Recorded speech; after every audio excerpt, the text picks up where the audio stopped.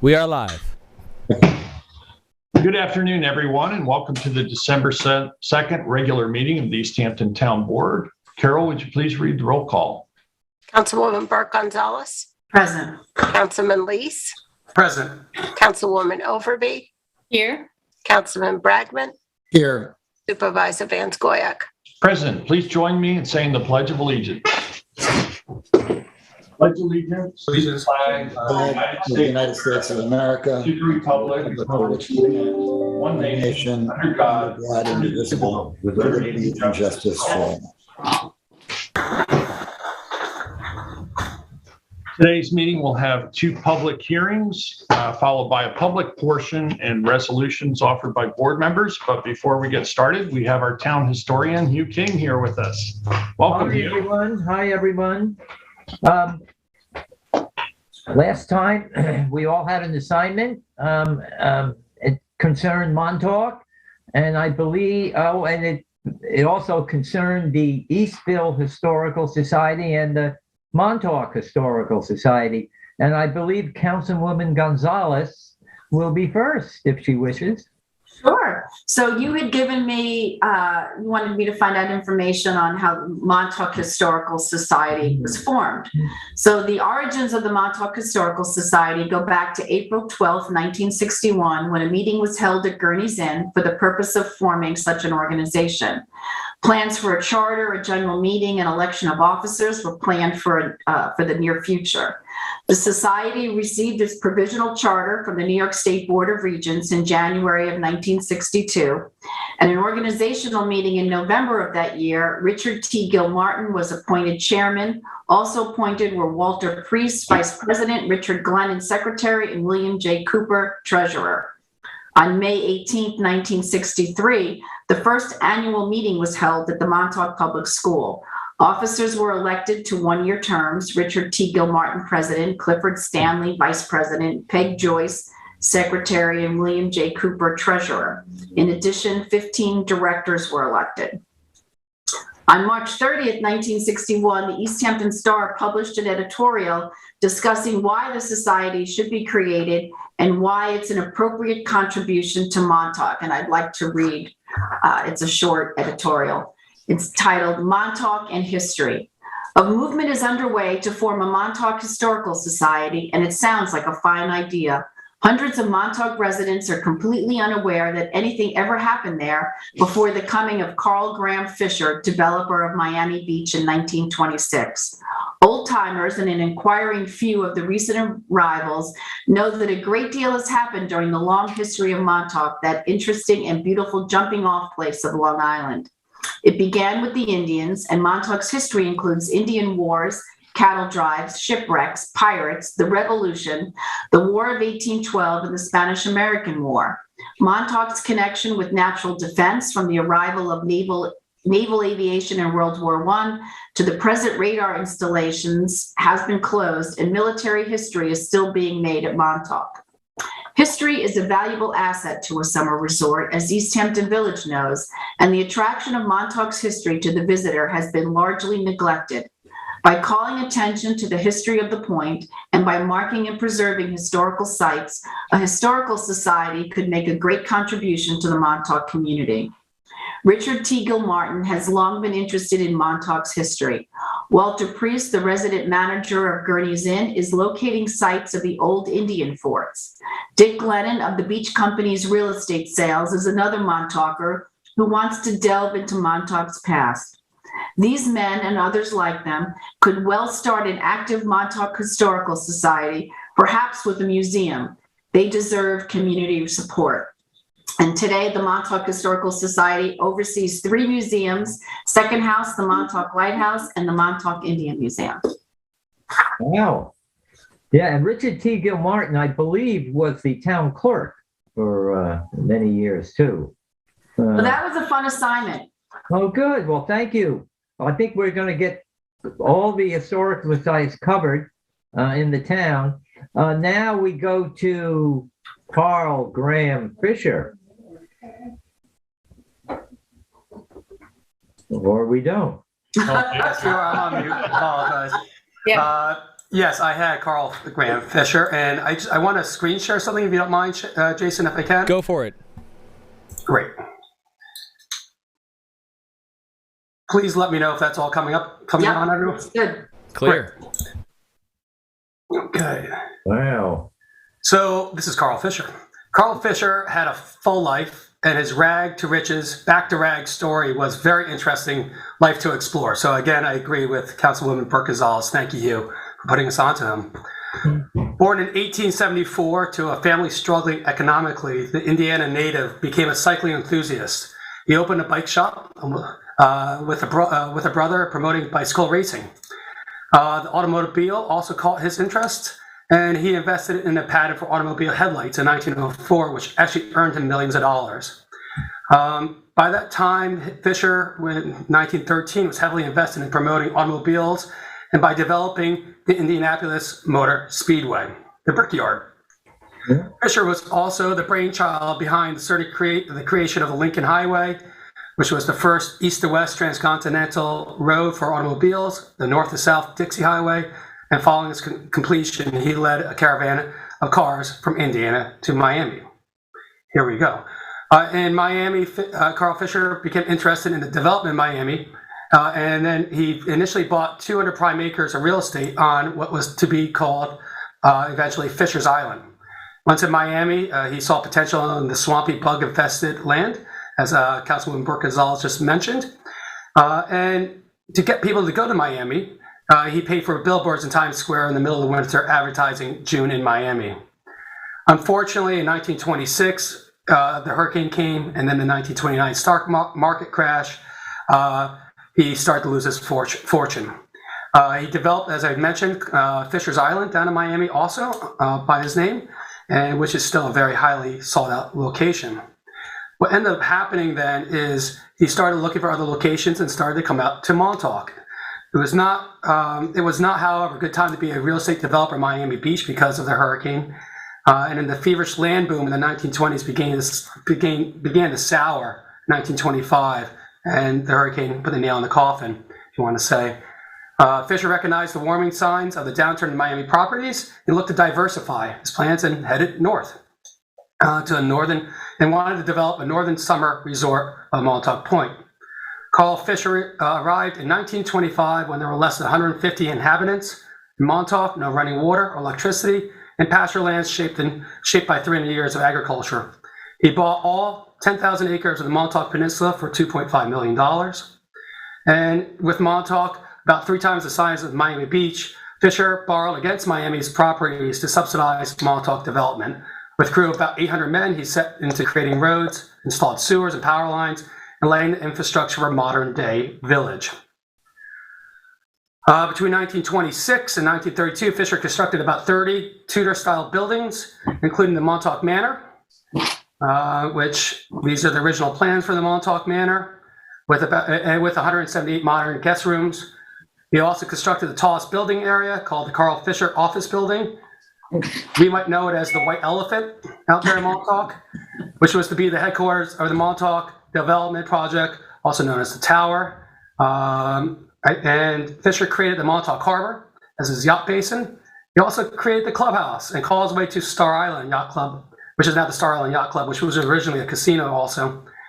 He built the Montauk Downs.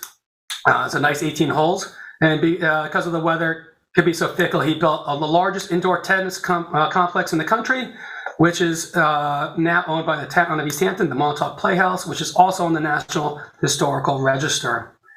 Carl Fisher planned for just about everything, except for the Wall Street crash of 1929 and the Great Depression that followed. Montauk, his Swank International Resort went bust, and the town's real estate boom was over. Montauk was Carl Fisher's first and only failure. He died in Miami in 1939 with only $40,000 to his name. Reduced to living in a modest modern Miami Beach cottage for later years, Fisher took on one final real estate venture, building the Caribbean Club in Key Largo. But again, from rags to riches, back to rags, Carl Fisher. Yeah, the other thing about Carl Fisher, too, was his health. it began to deteriorate too, after the stock market crash. And the building in Montauk, isn't that the tallest building in the town? Yes. Because, and the reason he built the building, I think, that tall is you could go to the top floor and look out to where you wanted to buy your land. That's right. That's why I think he had it so high, and that's where you could see where you were going to build or buy. And just if I could add one thing, I should have brought it in, but the Montauk Beach Development Corporation, Frank Tuma, who's recently passed, had a big to do with that. They actually put out brochures, nice bound pamphlets. I actually have one. I'll bring it in. I'll share it with you or whoever, and too, about how they were trying to sell Montauk back in the 20s. It's an interesting read to see exactly where Montauk has developed and came from back at that time. Sometimes good, sometimes bad also. The Marshall Prado's father may have come to work for Carl Fisher, if I'm not mistaken. And Vinnie Grimes, I think Vinnie Grimes' his father? I shouldn't say that. Never mind. Okay, now we get to Arthur Benson. Arthur Benson. So Arthur Benson, interesting character. He's probably best known for a suburb of New York City, at least in name, called Bensonhurst. And he was he founded Brooklyn Gas and Light in 1823 when Brooklyn had about 9,000 people living there. Later, he's also well known for being one of only 9 investors to build the Brooklyn Bridge. Oh. So he had his hands in many different things, but where he comes into play here locally is with Montauk. The Purchase of Montauk, which I just happen to have here in my office today, a map of Montauk, which is part of an advertisement for sale. And I'll read it to you. It says, Montauk, this extensive and valuable property known as Montauk, will be sold at public auction in the village of East Hampton, Long Island on the 22nd day of October, 1879, by order of the Supreme Court of the state of New York. The sale will be absolute and to the highest bidder.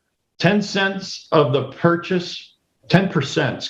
purchase money will be paid to the referee on the day of the sale, and the balance the first day of December 1879. The property will be sold subject to the rights and privileges of the Montauk tribe of Indians, to the right to occupy of the crews of the life-saving stations established by the U.S. government, and to certain privileges for cutting wood, etc., which expire on the 1st of April, 1880. The premises thus offered for sale is a large peninsula forming a compact body of land at the eastern end of Long Island. The peninsula is 9 or 10 miles in length and 3 miles in width at its widest part. It embraces in all about 11,500 acres, including ponds which cover over 1,000 acres. And it's worth noting that until Carl Fisher came to town, Lake Montauk was the largest freshwater body on all of Long Island. He opened it up to the sea and made the harbor out of it. Nearly 7,000 acres of land is cleared, the remainder being woodland or beach. Much of the cleared land is susceptible to profitable, I love how they say this, susceptible to profitable cultivation, and all of it is well adapted for pasturage, to which it has mainly been devoted for these past 2 centuries. The land is rolling, and great part of it is at a considerable elevation from the sea. The shooting and fishing on the property are excellent. The climate is unsurpassed, and the locality is healthy. For further particulars, application should be made to Everett A. Carpenter Referee, Sag Harbor, Long Island. And this property was sold to Arthur Benson for the astounding sum of $151,000. That's what I got. Now, after Benson buys the land, of course, the rights of the Native Americans were ignored. This is where Freetown comes into play. I talked to Mariah Farrow, the mother of Robert Farrow, and she showed me the letter that she had, or in her diary, where Benson promised them $80 a year and build a house for them in Freetown. And then when they left, their homes were destroyed, and the $80 didn't last long. But I found out that the Benson family did something else, not Arthur, but his son and his wife. His son convinces the East Hampton Town trustees that I'll keep these records that you have because I have an iron safe. And at that time, the trustees were meeting in the townhouse, so they probably had no place to put these treaties and records. So Benson takes them, and the Montaukers could have used them in their suit to try to get their lands back, and the Benson family refused to let anybody see them. And they wound up at the Long Island Historical Museum in Brooklyn, and they're still there. That's right. They just showed them. Yeah.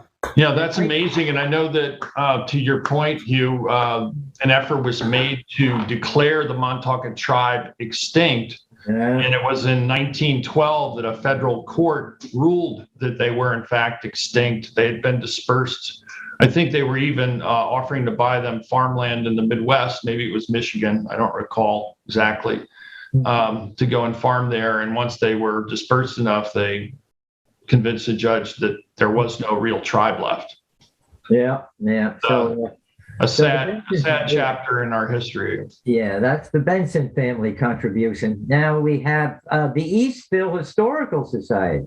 Sure. So I'm doing Eastville, and it is Eastville Community Historical Society of Sag Harbor was founded in 1981 and chartered by New York State in 1986 to preserve the history of the working class community of Eastville and to tell the story of the St. David AME Zion Church. The church remains in its original location, built in 1839 by African Americans and Native Americans on Eastville Avenue. It is widely believed to have been a stop along the Underground Railroad. Its founding pastor, the Reverend P. Thompson, was a noted abolitionist and a friend of Frederick Douglass. The society also owns, upkeeps, and preserves and protects the adjacent century-old cemetery in which African and Native Americans of the earlier St. David's Church membership are buried, many of whom were Sag Harbor whalers. From the early 1800s until the mid-1900s, the section of historic Sag Harbor known as Eastville was home to a multi-ethnic population of free Blacks, European immigrants, and Native Americans. In fact, Frank Farrow was one of those Native Americans that lived in Eastville. The area evolved through many economic changes, including 2 devastating village fires, the rise and fall of the whaling industry, the development and decline of factories, and a boom in the tourist and resort business. Today, Eastville retains its ethnic mix while preserving its modest character amidst the glamour and wealth of the Hamptons. The Eastville Community Historical Society had its beginnings out of concern for the preservation of the St. David AME Zion Church as a historical site in Sag Harbor, and was instrumental in restoring the exterior of the building, the tin ceiling, and also in restoring and preserving the stained glass windows of the church. The Eastville Communities Historical Society moved its headquarters to 139 Hampton Street in 1996, now called the Heritage House. Originally a 1925 Sears and Roebuck catalog house, it continues to raise funds for the maintenance of the church and the cemetery. In addition, exhibitions are regularly hosted at the Heritage House. There is a little bit of history on the land where the Heritage House sits. And in 1887, Smith Langford, an African-American man born in Virginia, purchased the land with his wife, Lucinda, for $300. Lucinda and their daughter, Emma, lived in Eastville for almost 40 years. In 1925, Emma sold the land to Rose and Lippman Johnson. They built the Sears and Roebuck house that sits there today on the property and operated a candy-making business out of the store. The house today is the headquarters of the Eastville Community Historical Society. And I'll put a plug in for the fish fry. If anyone has been there, the fish fry happens every summer. It's absolutely delicious. It's a must eat at the fish fry during the summer. And it's in its should be around 31 years old. I think 30th anniversary was actually 2 years ago, but they didn't hold it this past year. So I hope everyone goes and supports Eastville Community Historical Society and goes to the fish fry during the summer. And I think that church, thank you, Councilwoman, thank you. The AME Zion Church, I think, is the oldest church in the town of East Hampton. Right? It's in the town, right? Eastville? Yes. It is in the town, yes. Don't forget, there's another church down at East Hampton Point, the 1852 St. Matthew's Chapel, but the one in Eastville is older. You're right. Okay, and now we have another character who had an impact or attempted to have an impact in Montauk, Austin Corbin. You gave me a very colorful guy to look up. Austin Corbin was a robber baron of the worst sort, and accumulated enormous wealth, many houses several of which turned into parks, usually through robbery, cheating, and corruption. The good news is that he acquired and consolidated the Long Island Railroad and sort of established it, didn't treat his workers very well, made them pay a fee to travel on the railroad, which was contrary to the industry standard of the day. And his other achievement was the bold idea, which he did, achieve, of extending the railroad from Bridgehampton to Montauk, because he had a plan to turn Fort Pond into an ocean port. His idea was that ships coming from Europe could dock there and use the railroad and cut off like a couple of hours of travel time to get to the port of New York City. But he didn't listen to the engineers that he hired, who said it couldn't be done because of the conditions of Fort Pond, and that turned out to be true. But he did extend the railroad. Along the way, one of his biggest projects involved Manhattan Beach and was an example of his unethical and corrupt dealings. He was dealing with somebody who was associated with the Boss Tweed political machine in New York, and basically had his eye on this Manhattan Beach property, which was about 2 miles of oceanfront and 2 miles of bayfront. And actually it was in ownership similar to what we have seen in East Hampton, where there was a patent, and it was granted to individuals, and the heirs of the patents were the beneficial owners. But by the time Austin Corbin was around, it was owned by a town. So he colluded with the town supervisor, who was corrupt, and they concocted a scheme to sell that property to Austin Corbin for, almost nothing, for $1,500. At the time, it was worth like $1.5 million.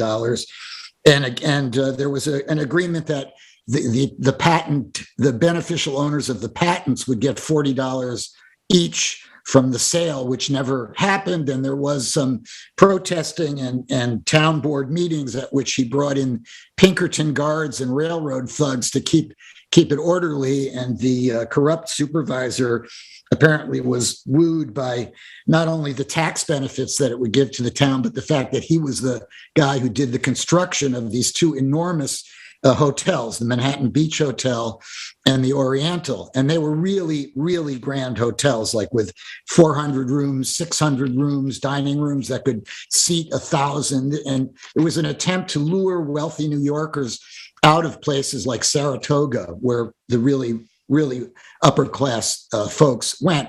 Well, along the way, he attracted some folks that he didn't like. And they were Jews, primarily German Jews. There were facilities at these glamorous hotels where people could go swimming and they could hang out if they brought their own lunch, and he didn't like it. So he sort of shamelessly called in the newspapers and announced the fact that he was not going to permit Jews to patronize either of these hotels or any of the very elaborate recreational facilities they had. And it hit the New York Times, and it was a very big scandal. And in fact, Corbin, to his shame, was the secretary of the American Society for the Suppression of Jews, a rather ominous named group that he formed to promote anti-Semitism. And he remained anti-Semitic for the rest of his life. And it was sort of unashamedly so. And he also, along the way, did business with the heir to, I'm trying to think of John C. Calhoun. Who inherited a plantation in South Carolina and employed, this was right after slavery, and they employed sharecroppers, and they exploited sharecroppers, and Corbin became a partner with John Calhoun because they wanted cheap labor, and he was going to extend the railroad to the cotton fields. And when it turned out that it wasn't cheap enough, he also made a deal with the mayor of Rome and brought in unwitting immigrants from Rome, promising them the moon, but basically bringing them over into servitude. And if they worked well and paid all the charges that he imposed on his workers, after 20 years, they were supposed to get land and freedom, and they never did. So he's been described somewhat as a sociopath. Because of his bigotry and his treatment of his laborers. And I just wanted to bring it up to date to say that, as recently as last year, Steve Ballone, the county exec, issued a statement that he was going to that the county was going to target anti-Semitism in Suffolk County with a proclamation that embraced a widely recognized definition of what anti-Semitism was. And to bring it even more up to date, I wanted to mention that when I first became an attorney out here and started doing real estate closings, we would look through sometimes older title reports. And in the 1960s, it was, I would say, in the early 1960s, a lot of those title reports included handwritten covenants and restrictions. And the lawyers were scriveners back in the day because they didn't have copying machines, the type of equipment they have. So they were all very neatly, beautifully written. And I remember going through a title report and reading a restrictive covenant that prohibited any of the lots in that area from being sold to Jews or to Negroes. And I remember being a little taken aback when I saw that. And I sort of happily thought, well, it's great that we're in an era where that's now illegal. And it was written by a local attorney whom I knew at the time, I won't identify, and I liked. And it gave me pause about the things that lawyers do. But I'm happy to report that in 1968, with the passage of the Civil Rights Law, these kinds of restrictive covenants finally became illegal after bumping around in the Supreme Court for 40 or 50 years, so that now the Austin Corbins of the world cannot discriminate in housing against anyone because of race, sex, creed, color, religion. And that's the story of Austin. He was quite a character. He certainly was. Thank you, Councilman Bragman. Yeah. Fortunately, I think for Montauk, Austin Corbin fell out of his carriage in New Hampshire, and he never recovered. And the bills that they were trying to pass in the Congress to create the port then died. They just kind of faded away. Well, I want to thank you so much. Now, here's what I'd like you to do. Is you're going to do me a big favor next time, okay? Could you make a list of all the topics that we've talked about during the year? All the research that you've done to make a list, for example, Austin Corbin, the Eastville Historical Society. Could you make a list and get it to me? Sure. Because I think at our next meeting, at the last meeting of the year, we should talk about some of them. And I want to send that list to the New York State historian. Okay, when I have to do my report. So Hugh, just to clarify though, is this going to be an end of the year quiz? You're going to ask us how much we retain? No quizzes. We're just going to talk about, let's just talk about the things you've talked about this year. And then I'll include it in my report to the supervisor and to the New York State historian. And I would certainly say that you have done the research, not me. So I'm not taking credit for it. But I think he should know what you've been doing this year is promoting local history. Well, Hugh, I want to thank you for giving us these various tasks and research to do. It's been a lot of fun going through local archives and historical accounts and being able to report back to you. And I just want to say, I don't know anyone in town with a greater wealth of knowledge about our history than you that I've spoken to in the last many years. And you always have something to add to any topic that we talk about, and some things that we're learning every single time we speak with you. So you've come up with facts about these people and things that I didn't know. So that's the other good part about it. See, it's been a terrific exchange, and we're very pleased to have you with us. Thank you all for doing it, and you've done it cheerfully too. Thank you. Thank you, Hugh. All righty. Take care. Best, Loretta. Well, should I hang on now? Are you going to talk about? Well, if you like, yes. Our first topic is actually a public hearing for amendments to Chapter 25, which is the Code of Ethics in the town of East Hampton. I'm here. And being that you are on that board, along as well as our town clerk, Carol, please stay tuned. Carol, would you like to read the hearing notice for us now? First, I will do the COVID disclosure for both hearings. Due to the public health and safety concerns related to COVID-19, the town board will not be meeting in person. Pursuant to New York law, Chapter 417 of the laws of 2021, Part E, which authorizes, notwithstanding the provisions of Article 7 of the Public Offices Law, to the contrary, political subdivisions to permit any public body to hold meetings remotely without in-public, in-person access by conference call or similar service, provided that the public has the ability to view and listen to such proceedings, and that such meetings are recorded and later transcribed. This public hearing of the town board can be held via video conferencing with the transcript provided at a later date pursuant to such authority. The public can watch the live meeting on local TV channel 22 and live online from the public meetings link on the LTV website.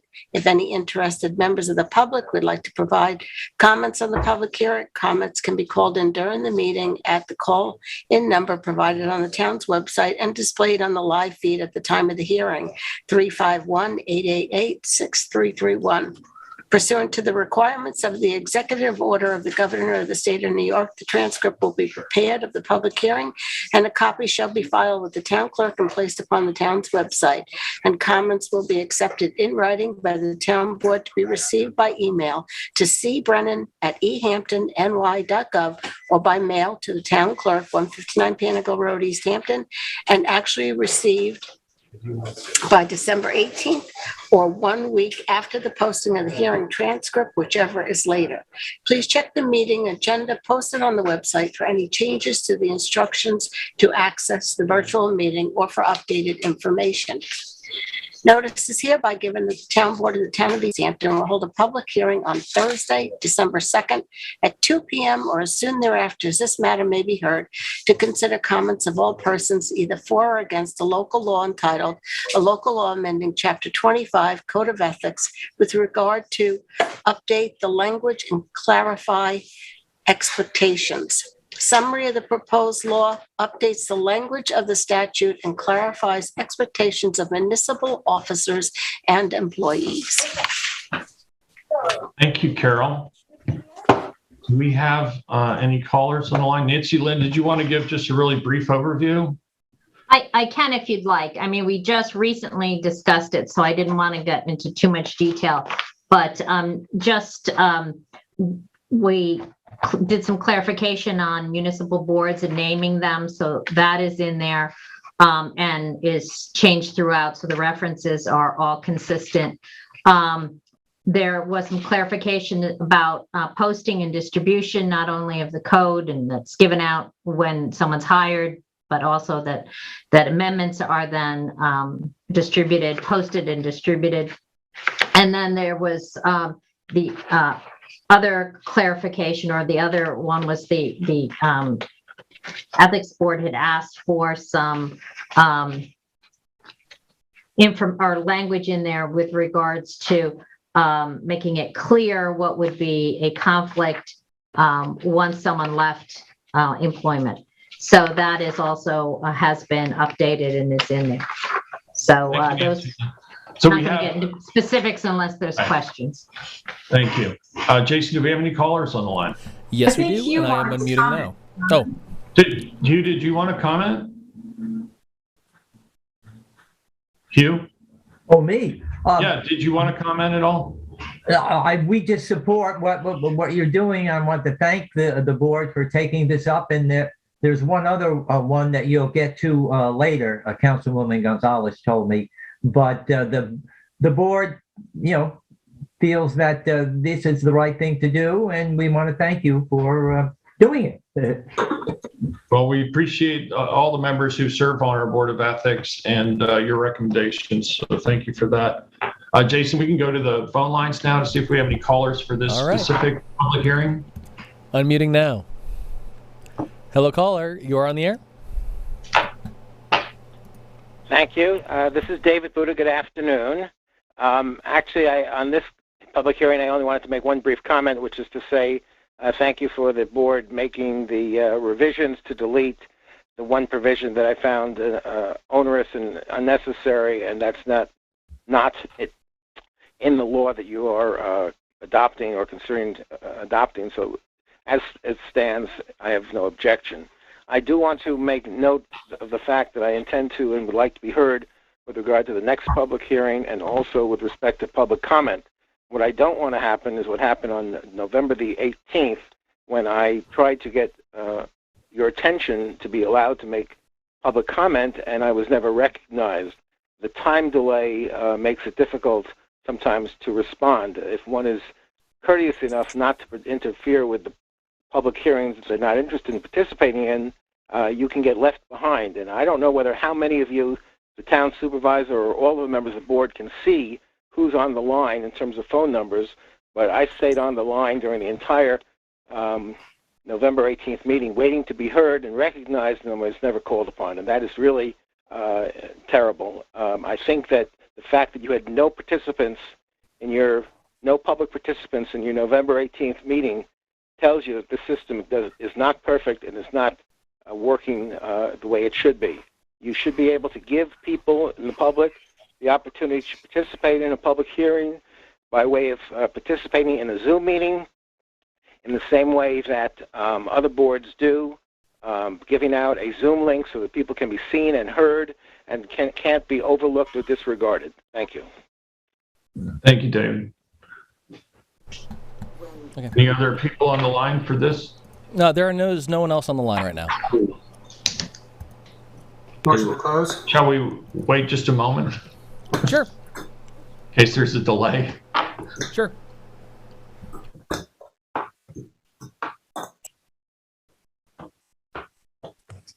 I'll entertain a motion. Motion to close. Thanks, David. Sorry. Second. All in favor? Aye. Aye. Passed and carried. Carol, if you'd read the next hearing notice, please. Carol, you're muted.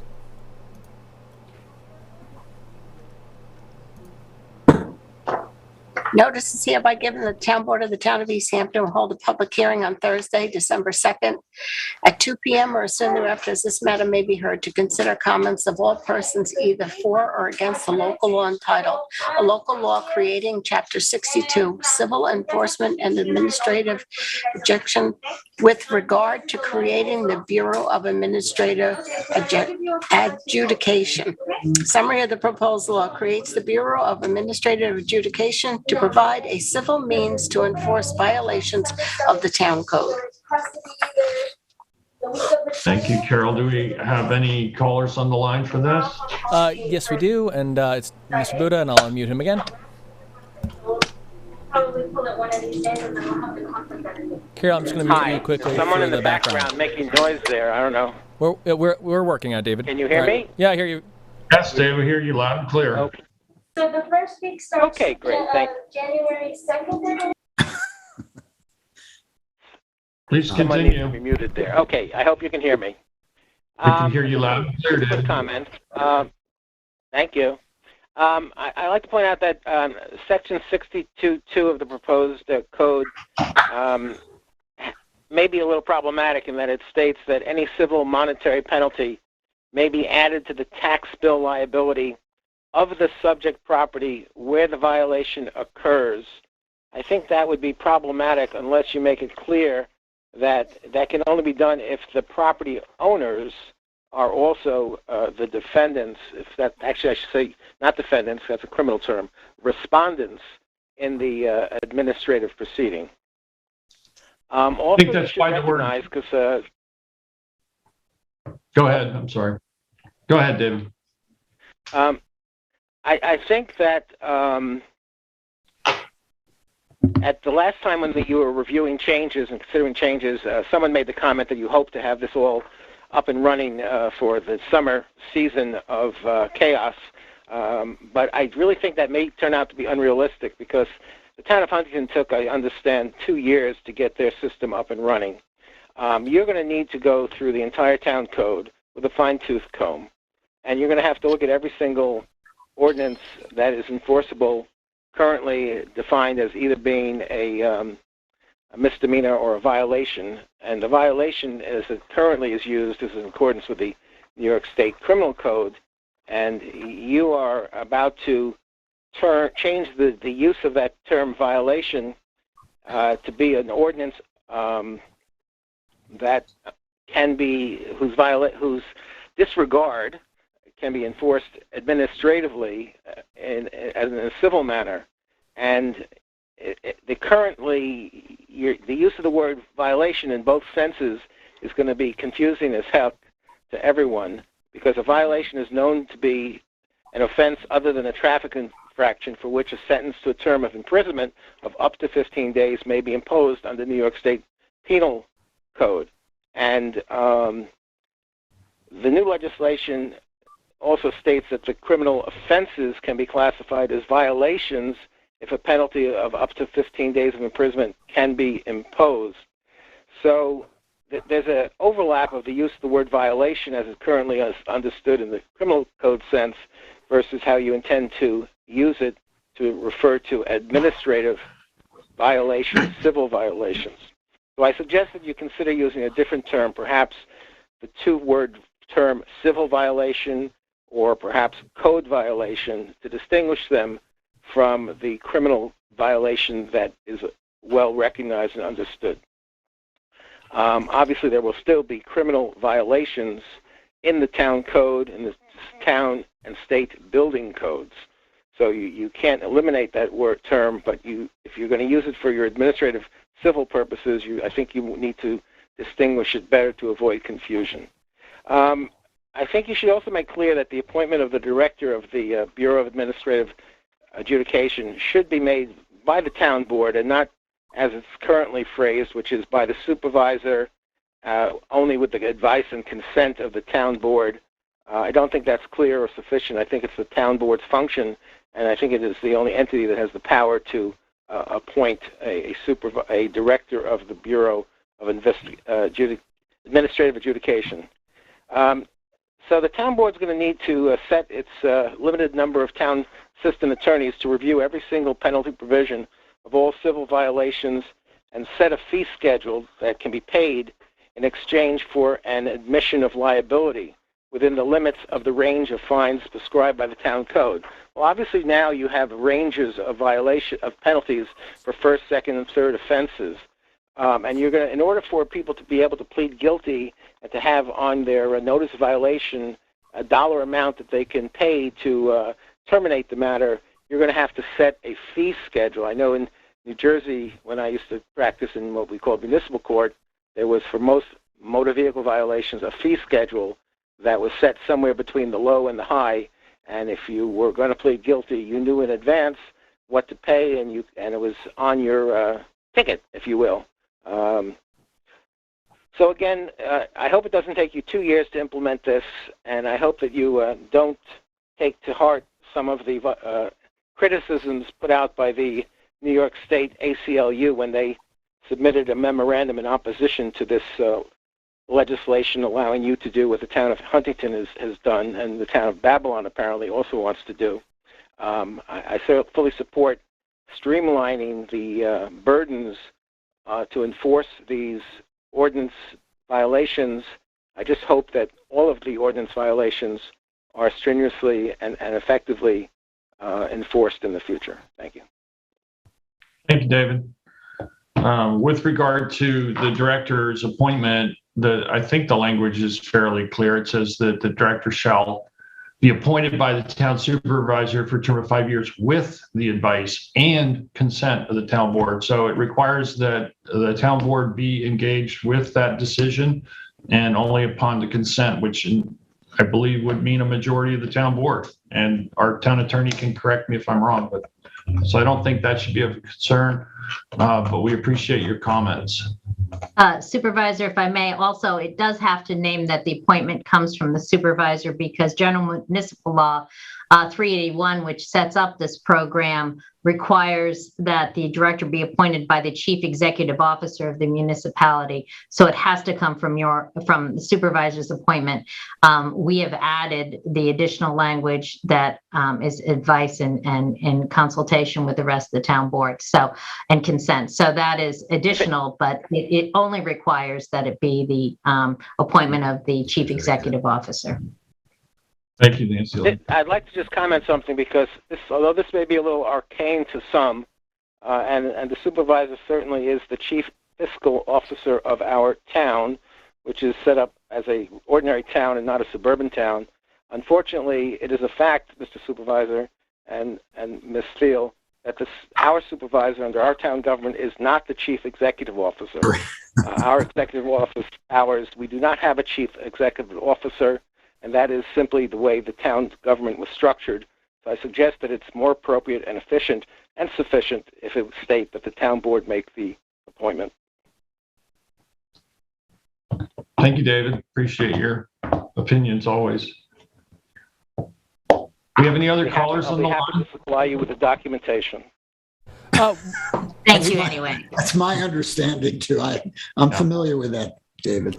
Yes. Thank you so much, David. We always appreciate hearing from you.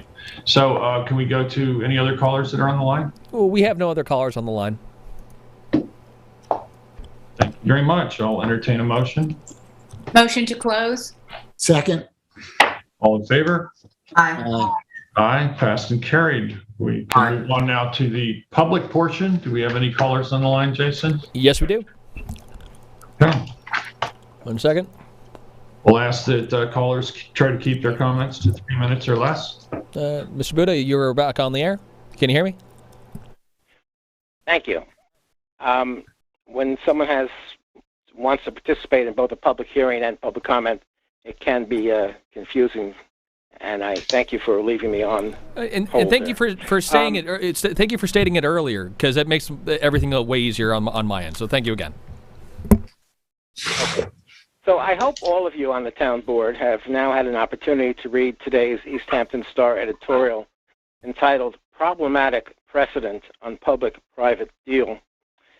I can only hope that my concerted efforts to obtain discovery of all relevant facts related to the town's now approved acquisition of the parcels located at 28, 30, and 32 Green Hollow Road will ultimately lead to a thorough overhaul of how the town board conducts the required public hearings for future CPF acquisitions.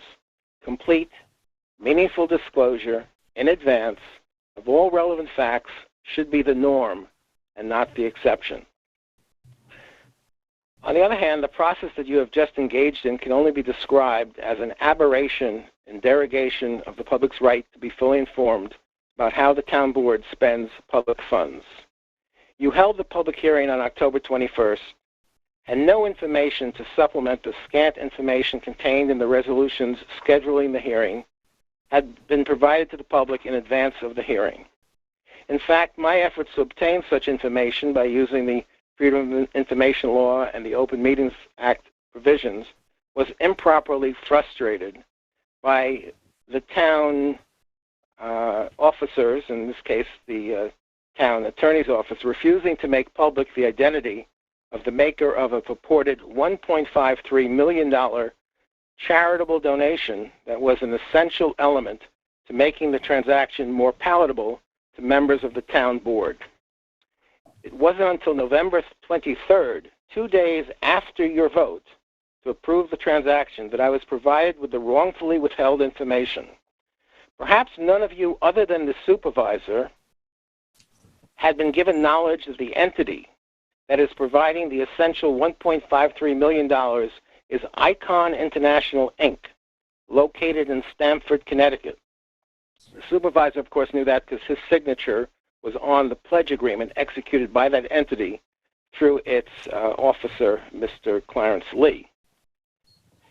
That entity's website describes its business as providing corporate, barter, and other financial transaction services for persons in advertising, marketing services, communications, interactive, and digital media businesses.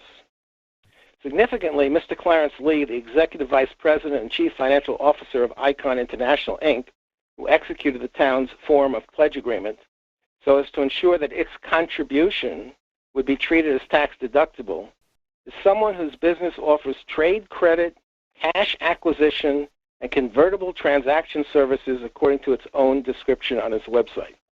This is hardly a philanthropic entity acting out of concern for the East Hampton environment, as was represented by one of the public hearing speakers, someone who, by the way, is an immediate neighbor but manages to sign a pledge agreement that does not disclose his relationship to the nearby property. I am convinced that only the surface of the truth about this transaction has been uncovered so far, and I will continue to pursue full and complete disclosure of all relevant documents. And if I find anything else of interest, I'll be happy to share them with anyone interested in receiving that information. Thank you very much. We certainly appreciate that, David. So look forward to finding out what you find out. All right. Do we have any other callers on the line? Yes, we do. I'll unmute the next caller right now. Okay. Caller ending 4221. You are on the air. Good afternoon, board members. I hope you had a lovely Thanksgiving holiday. It's Jane Meering in Amagansett. Today I'd like to quickly circle back also on a couple of the CPF issues that have been on agendas over the last month or so. And first, with respect to that $6.8 million Green Hollow deal, as you know, I also expressed a number of concerns, a lot of them procedural, about the particular transaction. I, of course, accept your 3-2 vote decision to move forward. I'm not here at all today to re-litigate, but I did want to just come back and offer one follow-up request suggestion.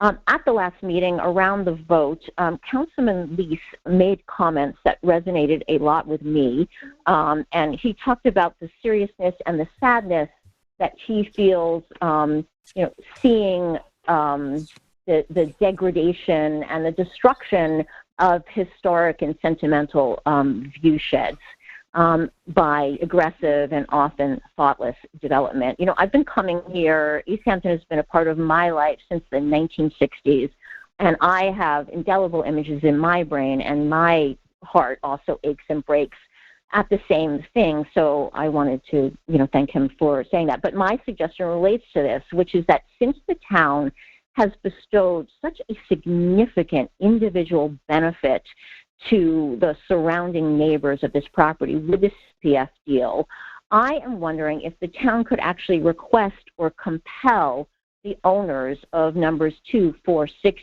8, 10 Horse Meadow Road, if they could actually revegetate the back of their fully cleared properties in order to restore the other important view shed over the field that runs, from 27 north. And when I say revegetate, I mean not with a Christmas tree farm full of evergreen ornamentals, but rather with proper, contextually relevant, deciduous materials.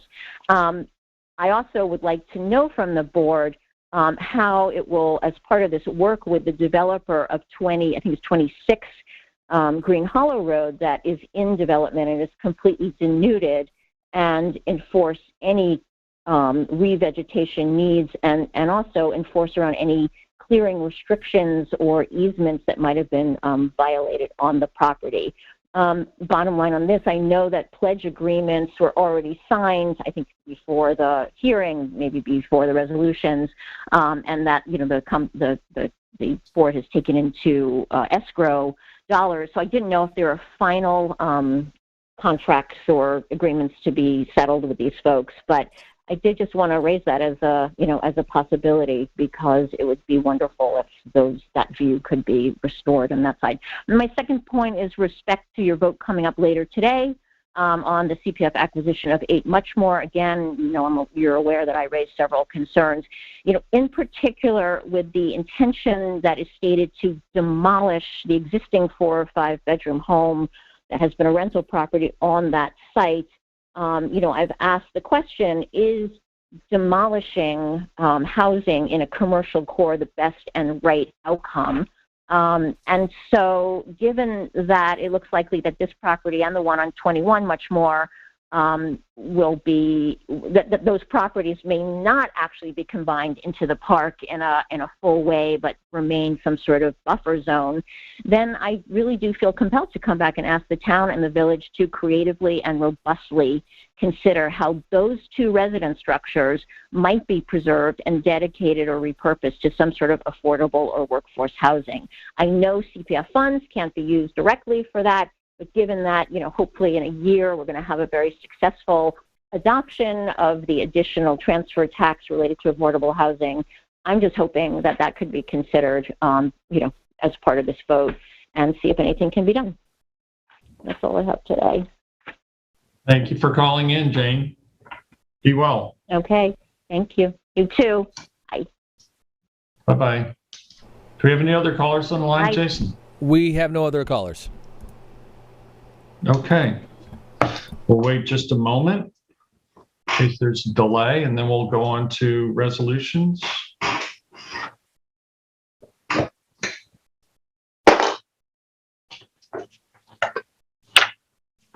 Kathy, do you have resolutions to offer?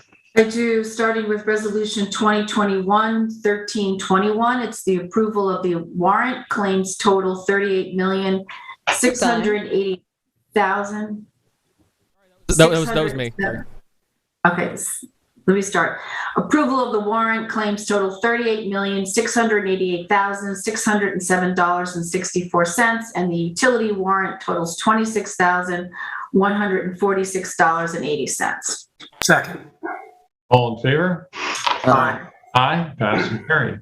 1322 is to authorize services of Rebecca Ron with the Information Technology Department. This is to provide services for the creation of a user manual for the Office of the Tax Receiver at a cost not to exceed $6,000. Second. All in favor? Aye. Aye. Passed and carried. 1323, we're amending a special event permit. It's for the Montauk Chamber of Commerce for their holiday celebration on the Montauk Green. That event has been moved to Saturday, December 11th from 10 a.m. to 5 p.m. with a rain date of Sunday, December 12th. Second. All in favor? Aye. Aye.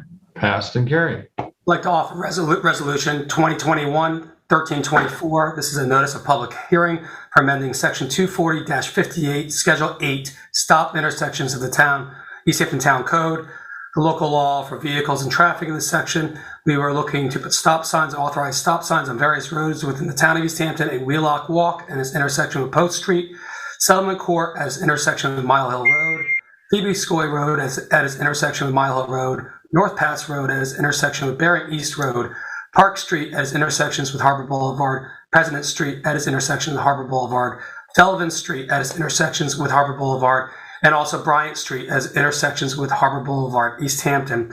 The public hearing will be held on December 16th, 2020 at 11 a.m. I need the change in the first resolve to make that December 16th. That is correct below December 16th at 11 a.m. Second? As amended. As amended. Yes. All in favor? Aye. Aye. Aye. Aye. Passed and carried. 2021-1325 is DeVita to schedule a public hearing for real property acquisition and amend the 2021 M&S plan. The purported owner of the property is Stephen and Elena DeVita. Location is 495 East Lake Drive, Montauk. Tax map 300-6-2-11 and 29. The proposed purchase price is $2,495,000. The public hearing will also be held on December 16th, 2021 at 11 a.m.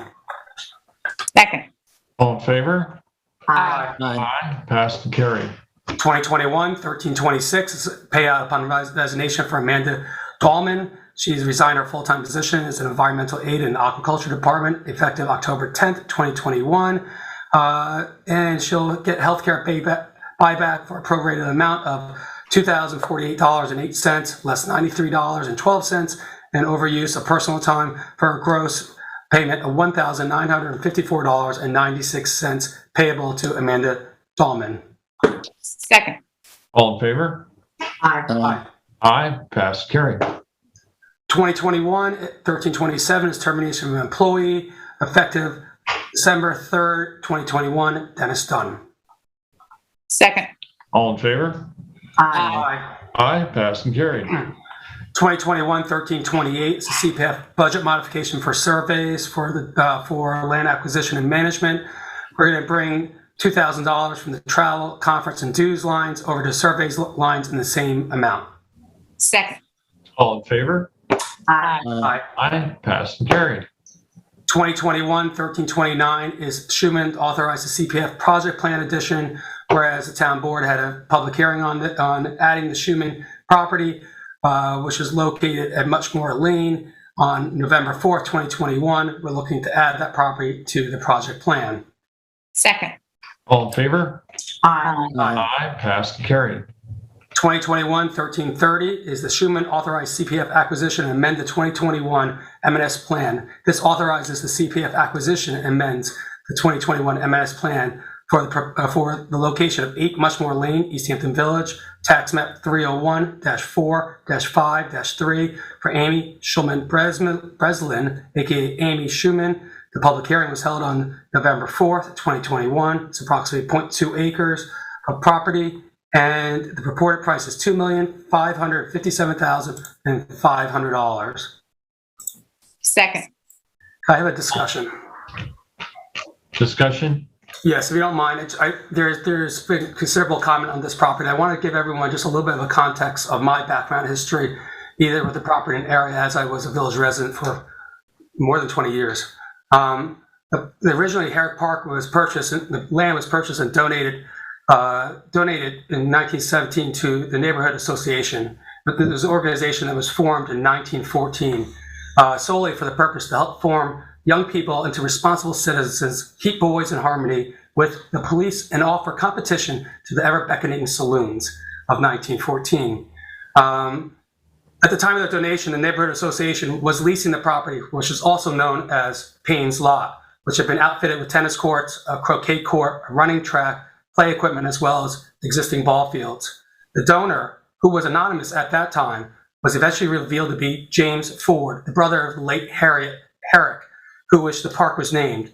They were summer residents. Much of her wealth was put for the betterment of conditions of general East Hampton, and Dr. Herrick was also the founder, one of the founders of the Maidstone Club.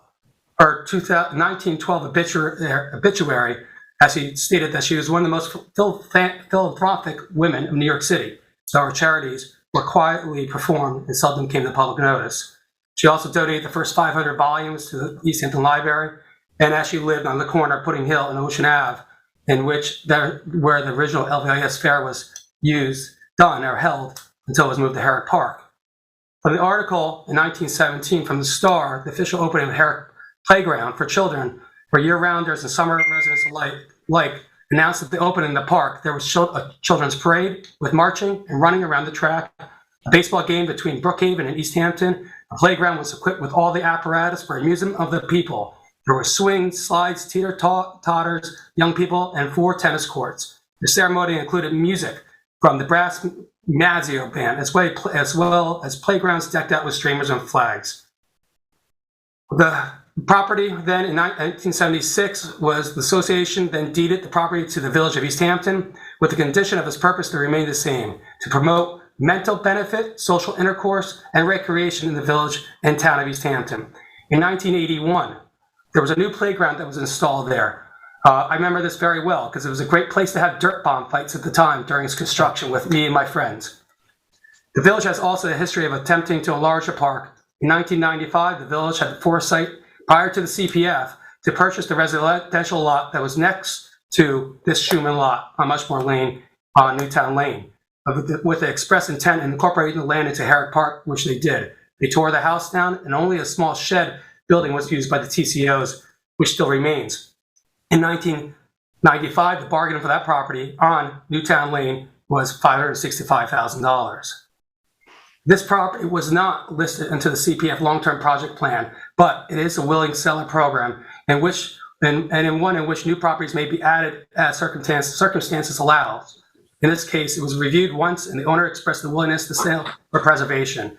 All properties are reviewed in the same exact way if they are on the project plan addition or not. As we've heard in the past, the CPF project plan list is a moving document. The underlying zoning of this property is actually commercial. So to use the recent purchase of a residential property for apples to apples, I feel is unfitting because it is widely known that commercial property designation can command higher value.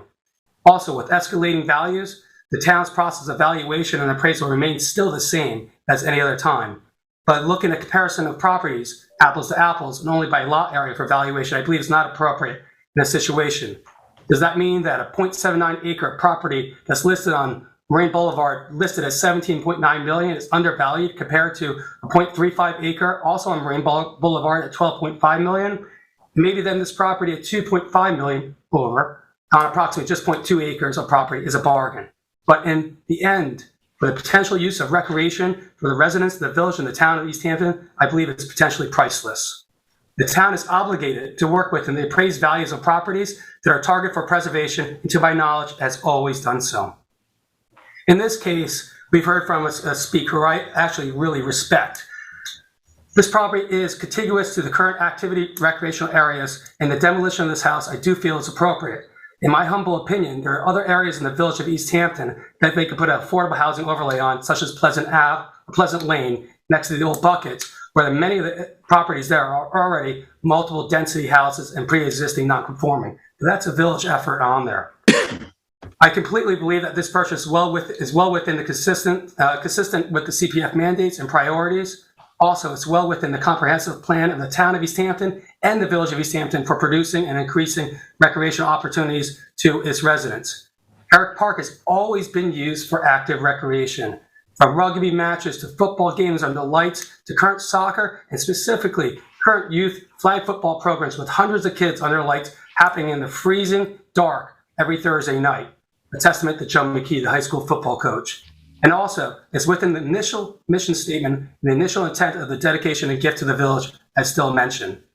As the town has done before and on other CPF purchases inside the village, for parklands and historical purposes, a management plan and intermunicipal agreement will be developed for the property and specifically allow the village to manage the property within the intent of each property's management, the agreement between the village and the town. As the CPF rules and regulations states, the one that was adopted by the town on April 7, 2011, from section 4A, establishments of any parks or recreational areas described shall then be of outdoor, active, or passive recreation, as long as the recreational use is appropriate, permissible, and consistent, and not consistent with the purpose for which the property is acquired. Pretty much any physical improvements to the property has to be paid out of a different funding source than CPF. For all these reasons above and others, I completely feel that this property fits all the means and that the town and the village and the residents are well served by the expenditure of $2.557 million on this property. I appreciate you giving me the time to state that. Yeah, thank you for your comments, David. Anyone else for discussion? I think he said it all. Yeah, I think so too.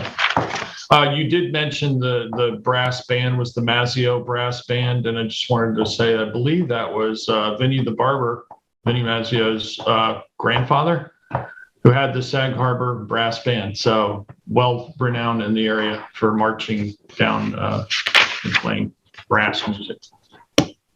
So we had a second. All in favor? Aye. Aye. Passed and carried. Moving on. I'd like to offer Resolution 2021-1331. This is the Capizzola authorized the CPF acquisition and amend the 2021 Management and Stewardship Plan. The property, the purported owner is Margaret Capizzola. The location is 76 Fairview Ave, Montauk, Suffolk County Tax Map 300-19-8-4.2. The public hearing was held on November 4th, 2021. The purchase price is not to exceed $440,000. Second. All in favor? Aye. Aye. Passed and carried. Resolution 1332 is a budget modification for the Highway Department, taking $1,000 from the budget line for highway striping and bringing it to advertising, the budget line for advertising, the same amount. Second. Favor? Aye. Aye. Passed and carried. Resolution 2021-1333 is the separate proposal for the Springs Youth Association's septic upgrade design. This is an initiative through the Clean Water in East Hampton initiative to seek upgrades to municipal sanitary systems to advance treatment and nitrogen reducing capabilities. This building is located at 60 Old Stone Highway. It's among the high priority facilities. We got a proposal that was dated November 30th, 2021 from L.K. McLean in the amount of $12,800, and I would like to accept that proposal to not exceed that amount. Second. All in favor? Aye. Aye. Passed and carried.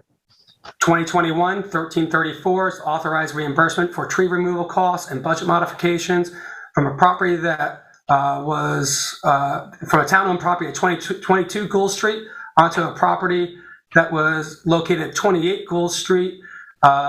We were in receipt of an invoice for the tree removal from Joel Crespo Landscaping in the amount of $660 that was dated November 15th, 2021. The amount was for $660, and resolved that the budget office is directed to make the following budget modification to bring from subcontractor costs in the amount of $660 to tree maintenance in the amount of $660. I will just like to add personally, I am not conflicted as my family once owned 28 Gould Street, but sold that one maybe about 20 years ago. Second. All in favor? Aye. Aye. Passed and carried. Resolution 2021-1335 is a notice of public hearing for the affordable housing overlay to be added to premises at 776 and 780 Route 114 East Hampton. The public hearing will be held on January the 20th at 11 a.m. Second. All in favor? Aye. Aye. Passed and carried.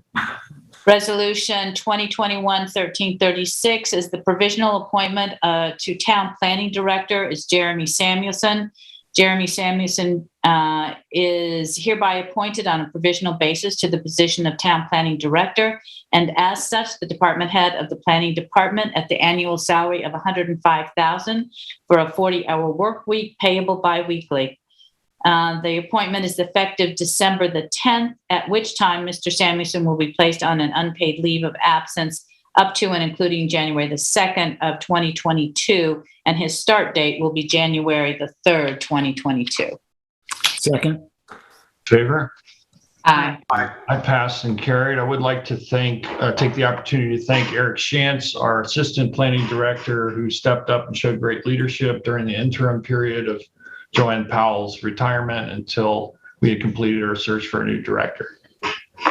I agree. Thank you for doing that too. Yes. And Brian Frank also was a big help. So thank both of them in that interim.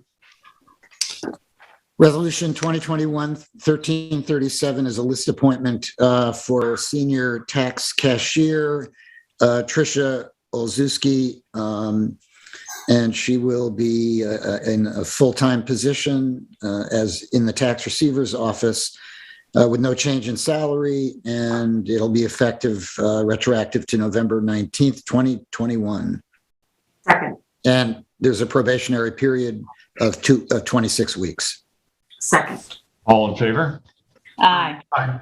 Passed and carried. Resolution 2021-1338 is to appoint a temporary part-time principal office assistant, Jean Hamilton. in the tax receiver office, at a salary of at an hourly rate of $24.40 to be paid bi-weekly upon submission of proper time records effective December 6, 2021. Second. All in favor? Aye. Aye, passed and carried. I think I should withdraw Resolution 2021-1339 and get some advice from Becky Hansen about whether there is a necessary budget mod. Yes, Jeff, Becky sent an email a minute or two ago. I can tell you, I'll give you a quick rundown of what it says, basically, if you want. Okay. Just have to find it again. Hold on. Okay. So there was $1 million appropriated at the beginning of the year, and right now there's $479,000 left. There was 500 was spent, and another 286,000 is encumbered, which is why she has the budget mod in for the amount that's in there. Okay, so we can go forward with it. Yes? In the budget line, it's airport. Yeah, but the budget is $1 million for subcontract. If we've spent 500 and have 286 encumbered, that's 786. Why do we need $1.6 million in that line? Are we going to spend that much money between now and the end of the year? I mean, we're expecting bills to come in January for 2021 that are going to be 1.6 million.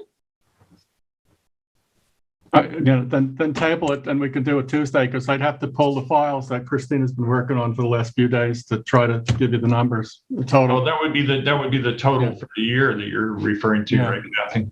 Yeah, the total for the year. But it sounds like we haven't encumbered more than another 270 or whatever it was. Above the 500. Do you want me? And Becky's here if we want her to come on. If you want to have her on, or you want to wait till Tuesday and do it? Because I don't think it makes sense. If it can wait, then let's table it. If it's really that urgent, then we can. I think it can wait. I don't see why it couldn't. I think it would also be helpful to understand of that money in subcontractor. I know that Cooley has been hiring, HMMH and renewables. It'd be nice to have a breakdown on what we've spent. Okay. We can do it Tuesday. In fact, Jeff, you're gonna move to table this. I'll second that. All in favor? Aye. Aye, passed and carried. Resolution 1340 is to appoint part-time automotive equipment operator John Brown. This is at an hourly rate of $21.16, and it's effective as of December 6th. Second. All in favor? Aye. Passed and carried. Resolution 1341 is to appoint Assistant Town Attorney Jennifer Nigro, and that's at a salary of $112,000 for a 40-hour work week. And that's upon submission of time records effective December 15th. Second. All in favor? Aye. Aye. Passed, carried. 1342 is returned from LOA, leave of absence, East Hampton Town Police Department Officer Robert Schneider. And that is resolved that Mr. Schneider's probationary period will be 18 months from 12/6/21. Second. All in favor? Aye. Aye. Passed, carried. 1343 is to appoint a hearing officer in a disciplinary action. And that is resolved that we will be hiring Mr. Lesser, be compensated for his services conducting the hearing and submitting findings and recommendations to the board at a per diem of $950 per day. Second. All in favor? Aye. Aye, passed and carried. Resolution 1344 is to adopt a local law opting out of cannabis retail dispensaries and on-site cannabis consumption sites. We've talked about this a number of times, town work sessions, and have decided to wait until the next year after putting appropriate zoning in place before we decide whether or not to opt in. You can opt in at any time, but if you don't opt out before the 31st, then you are stuck being in with no option to opt out. And that hearing date is this, let's see, where's the hearing date? We had the hearing. We're adopting it, right? So, but there's a permissive referendum. There is a 30-day permissive referendum from the date of adoption, which is today. Second. And just a discussion along with what the supervisor said, I agree with that also. I'd like to come back to this in early 2022 when we have some more time to discuss potential zoning implications. Well said. All in favor? Second. Any other discussion? Any other discussion? No. No? All in favor? Aye. Aye, passed and carried. Resolution 2021-1295 is to amend resolution 1345 is to amend resolution 2021-1295, and it's amended by moving, by having the correct codes in the budget lines enumerated, and that is moving. Yeah. Yeah. Yeah. Okay. Thank you. All in favor? Aye. Passed carried. 1346 is to set a cap on fire alarm bills for Windmill Housing Development Corporation. That cap is to be set at $50 per occurrence. Second. All in favor? Aye. Aye. Passed and carried. 1347 is Schneider Reimbursement, and this is to reimburse appointed police officer Robert Schneider for uniform expenses, and that is not to exceed $1,000. Second. All in favor? Aye. Aye, passed carried. 1348 is to authorize temporary use of Panago Place parking lot. That's the ball field lot. Dr. Gail Schoenfeld, local pediatrician, is who has a practice right next door, is requested that she be allowed to use that parking lot for any overflow parking during the pediatric COVID-19 vaccination clinic being held on December 4th. 2021. I believe that is also just by appointment for her own practice. Second. All in favor? Aye. Aye, passed and carried. Resolution 1349 is a budget modification, town attorney's office, and that is moving $340 from office expense to books and publications in the same amount. Second. All in favor? Aye. Passed and carried. Any other resolutions to offer? No. We have some executive session items to discuss. We have a motion to go into executive session. I make a motion to go into executive session for personnel, contracts, and advice of counsel. Second. All in favor? Aye. Aye, passed and carried. Is the board ready to go immediately in? Yeah, we could just take a 5-minute break. 5 minutes? Great. I'll send a link shortly. We'll reconvene around 3:30. How's that? All right. Thank you. Thank you. Thanks very much, everyone. Stay safe and be well. And thank you very much, LTV.